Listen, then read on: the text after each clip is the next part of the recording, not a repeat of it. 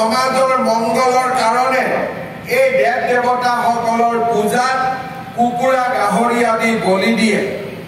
সৰজুন, ৰংকেৰ আৰু গলকেটেৰ এই তিনি মুখ্য পূজাই কাৰ্বি সমাজৰ ধৰ্মীয় সমাজক সমৃদ্ধ কৰি আহিছে। শ্ৰদ্ধাৰ ৰাইজ, আমাৰ দেশত জনজাতীয় লোকসকলে যি ধৰ্মীয় বিশ্বাস মানি চলে সেইসমূহ প্ৰাকৃতিক পৰিৱেশৰ সৈতে গভীৰভাৱে সংলগ্ন। এই ধৰ্মসমূহ সাধাৰণতে এনিমিজিম, অৰ্থাৎ এই ধৰ্মত জীৱ জন্তু, গছ গছনি, নদী আদি প্ৰাকৃতিক উপাদানক দেৱতাৰ ৰূপত পূজা কৰা। পূৰ্বপুৰুষৰ পূজাও এই ধৰ্মৰ অন্তৰ্গত।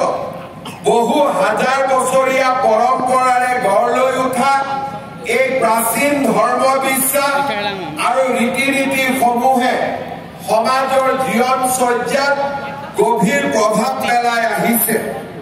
মই আজি এটা বিশেষ কথাৰ প্ৰতি আপোনালোকৰ ধ্যান আকৰ্ষণ কৰিব খুজিছো। আমাৰ কাৰ্বি সমাজৰ পৰম্পৰা ৫,০০০ বছৰৰ পুৰণা।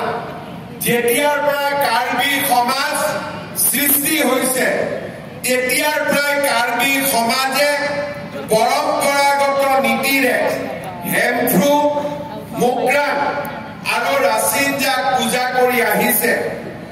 আজি আপোনালোকে চিন্তা কৰক, আমাৰ জন্ম আৰু আমাৰ পৰিয়াল আৰু আমাৰ পূৰ্ব প্ৰজন্ম এই কাৰ্বি পাহাৰত বা আমাৰ সমাজত কিমান বছৰ পুৰণা?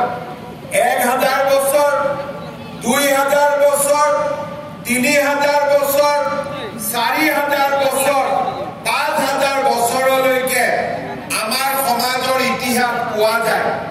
তাৰ মানে মই যদি আজি মোৰ ল'ৰা, মোৰ দেউতা, দেউতাৰ আগৰ দেউতা, দেউতাৰ আগৰ দেউতা, এনেকে ৫০০ পূৰ্বপুৰুষ মোৰ আগত জন্ম হৈছিলে আৰু তাৰ পিছত আজি আমি জন্ম হৈছো।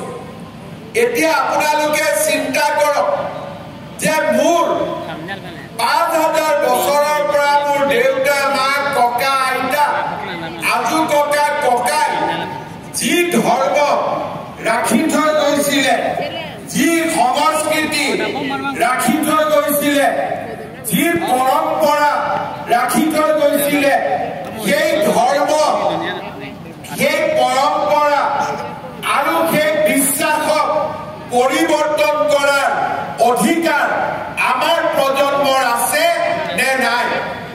আজি মই মোৰ যদি দেউতাৰ, ককা দেউতাৰ